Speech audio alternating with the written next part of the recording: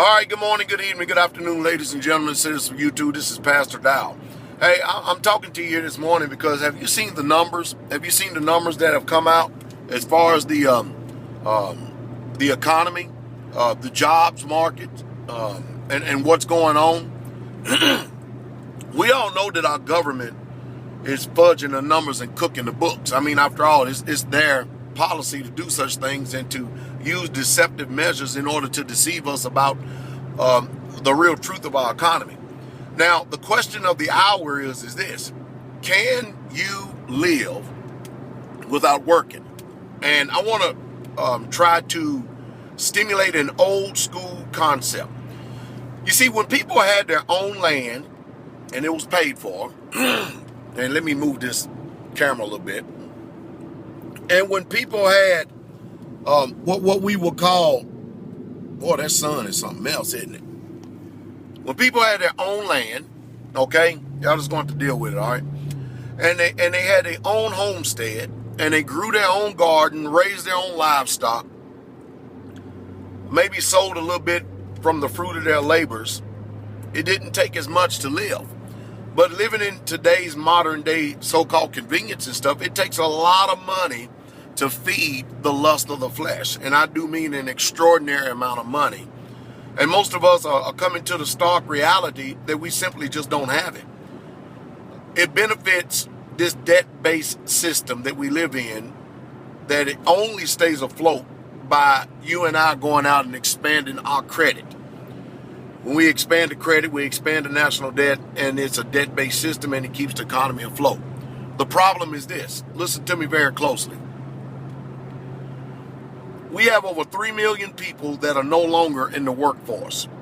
And, of course, the way that the numbers are calculated by the government is not because of unemployment.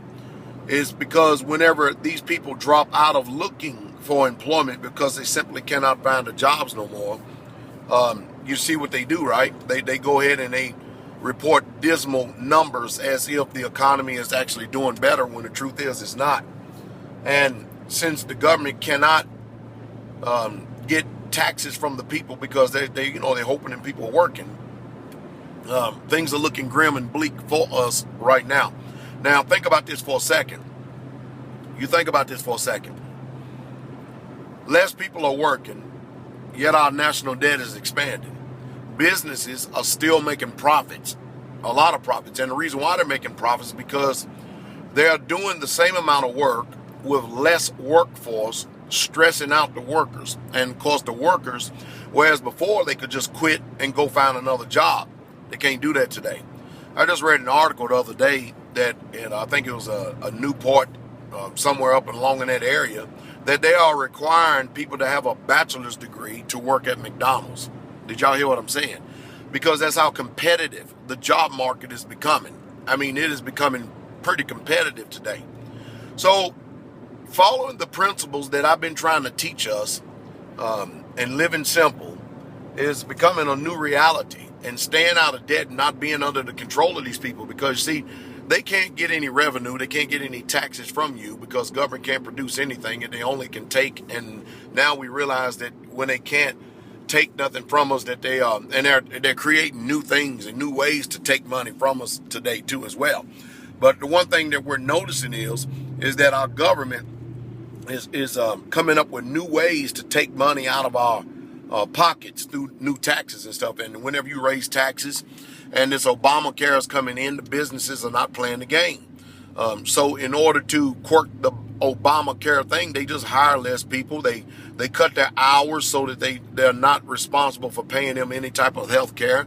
And so the businesses are a whole lot more wiser to doing business than the government is. They're a whole lot more wiser in order to stave this thing, because they're just simply not going to pay. I don't understand why in this country that we have so much government intrusion into every aspect of our lives and stuff. And of course, when you see businesses not playing, that's their way to rebel against the government. And, everybody wants to live in America because it has some forms of what you call safety and security and stuff, because after all, America is the one who's going around causing a bunch of tyranny, killing innocent civilians and stuff, and using depleted uranium at the end of bombs will do it. And of course, we seem like that we're dwelling in some type of utopia over here, but there's an old law, spiritual law, called sowing and reaping. And this country is getting ready to reap what it sowed. And as the old saying goes, the chickens are coming home to roost. You have to make sure you're on the side of righteousness, that you're living right and you're doing your fellow man right, and that you're not harvesting any ill will and bitterness in your heart towards your fellow man. If you don't want what's getting ready to take place to you, for you yourself to be on the end of this thing, because I tell you one thing, the spirit that is rising in this country to cause a divide, I guarantee you that the powers that be are going to use the ultimate tool and ultimate force that they can in their arsenal in order to keep the people divided, and that's racism. So I hope I've said something to stimulate your thought today. I hope that you are planning, you're making a switch in your mind to live simple, start to raise stuff on your own land and sell it to other people and businesses, because that's the only way that people are going to be able to survive and thrive in this situation that we find ourselves faced with today.